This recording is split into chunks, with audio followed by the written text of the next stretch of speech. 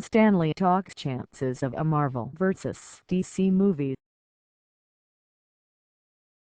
We've seen them fight on the printed page. But will Marvel and DC ever square off on the big screen? It's a question that fans ask surprisingly often.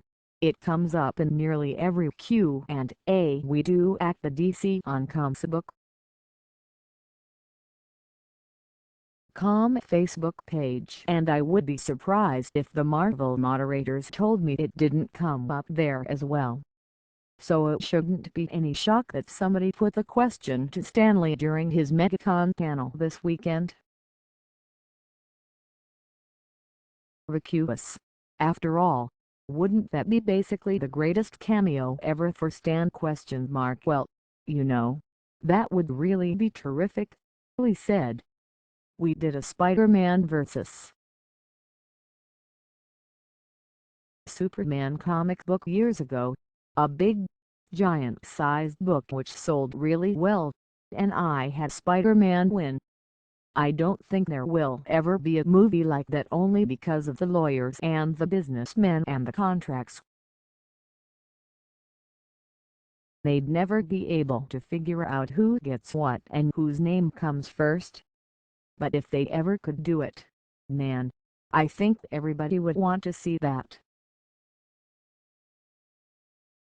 Those contracts have often been cited by Marvel's Tom Brevoort as a reason to avoid crossing over with DC in current publishing projects.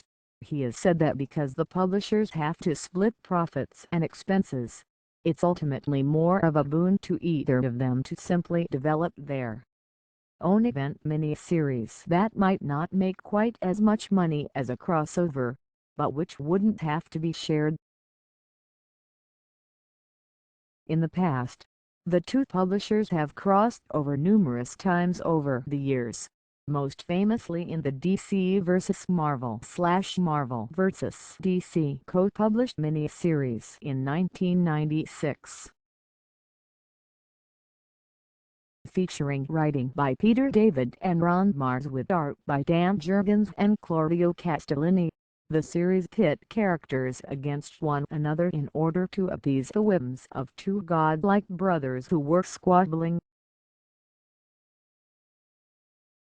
A follow-up of sorts, JLA/Avengers, was published that pitted the titular super teams against one another from the creative team of Kurt Busiek and George Perez.